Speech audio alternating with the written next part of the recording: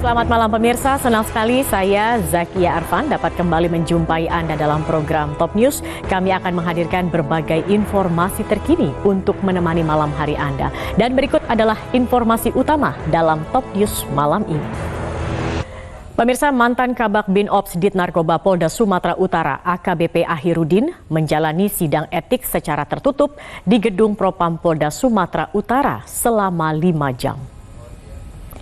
Menurut kuasa hukum Ken Admiral, hasil sidang etik memutuskan AKBP Ahirudin dipecat tidak dengan hormat atau PTDH. Pihak AKBP Ahirudin mengajukan banding atas putusan tersebut.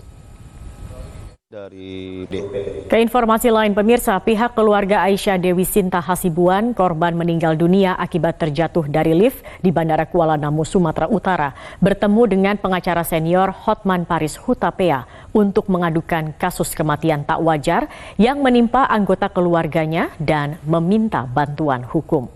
Pada pertemuan yang Menteri Hukum dan Hak Asasi Manusia atau Menkumham Yasona Lauli membantah tuduhan yang menyebut anaknya terlibat dalam monopoli bisnis di lembaga pemasyarakatan. Menurutnya tudingan itu merupakan sebuah kebohongan. Wamenkumham juga menyebut informasi tersebut menyesatkan. Pemirsa, mengaku sebagai nabi, seorang pria bernama Mustafa NR nekat melakukan penembakan di kantor pusat Majelis Ulama Indonesia dan meninggal dunia usai ditangkap. Kini polisi tengah menyelidiki kemungkinan pelaku terafiliasi dengan kelompok teroris. Lalu sudah adakah kepastian identitas Mustafa, pelaku teror penembakan di kantor MUI Pusat Jakarta dari Polda Lampung? Untuk mengetahui informasi selengkapnya sudah ada koresponden MJN Suranto langsung dari Kepala Desa Sukajaya, Kecamatan Wai, Hilau Tarmizi. Terkait dengan seorang ayah di Gresik, Jawa Timur yang tega membunuh anak kandungnya sendiri. Pemirsa, aparat kepolisian memeriksa kejiwaan Muhammad Kodat Afalul alias Afan, seorang ayah di Gresik, Jawa Timur yang tega membunuh anak kandungnya sendiri. Berdasarkan informasi kepolisian, pelaku merupakan residivis kasus narkoba yang bebas pada tahun 2021 lalu setelah dipenjara selama 6 tahun di Surabaya. Afan, bayi perempuan berusia 3 bulan yang sebelumnya dilaporkan hilang sejak Senin kemarin ditemukan meninggal dunia di sungai. Polisi menduga ayah dari bayi tersebut terlibat dalam kematian bayi malang tersebut. Jasad bayi ditemukan di sungai. Bagaimana sejauh ini hasil penyelidikan terkait ayah bayi tersebut? Sudah terhubung bersama kami Kasat Reskrim Polres Pati, Kompol Ongkoseno Gandiarso Sukahar. Selamat malam Pak Ongkoseno. Pemirsa, penyebab kematian AKBP Budi Towoliu masih misterius. Pemirsa, AKBP Budi Towoliu ditemukan tewas di jalur rel kereta api Jatinegara, Jakarta Timur hanya 2 minggu setelah dilantik sebagai Kasat Narkoba Polres Jakarta Timur. Keterangan sementara Polda Metro Jaya, korban diduga bunuh diri. Namun keluarga yakin kejadian ini terkait dengan jabatan baru AKBP Budi.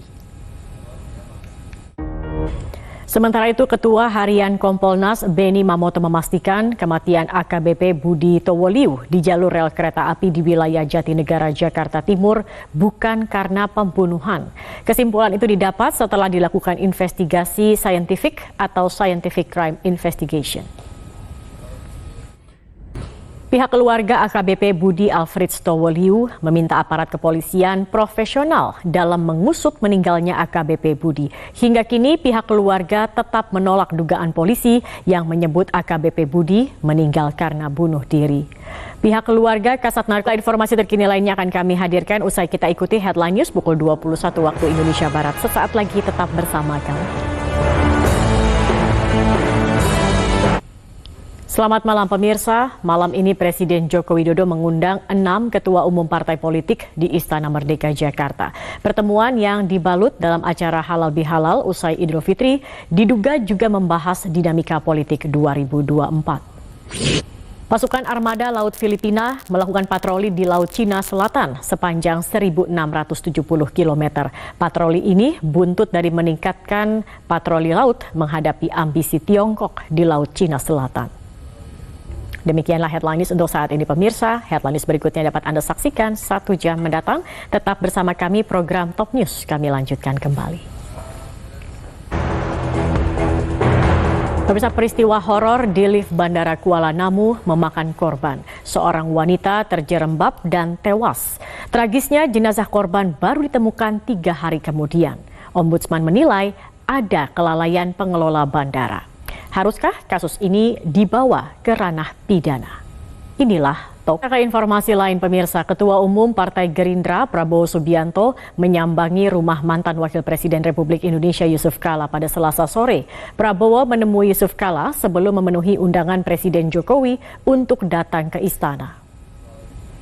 Mantan Kabak Bin Ops Dit Narkoba Polda Sumatera Utara AKBP Ahirudin menjalani sidang etik secara tertutup di gedung Propam Polda Sumatera Utara selama 5 jam.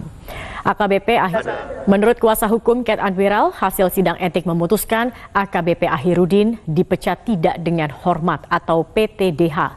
Pihak AKBP Ahirudin mengajukan banding atas putusan tersebut. 2 orang pemulung mengeroyok seorang anggota Brimopolda Sumatera Selatan di kawasan Wai Halim, Kota Bandar Lampung, Lampung. Akibat aksi tersebut, korban mengalami luka memar dan melaporkan peristiwa itu kepada pihak kepolisian.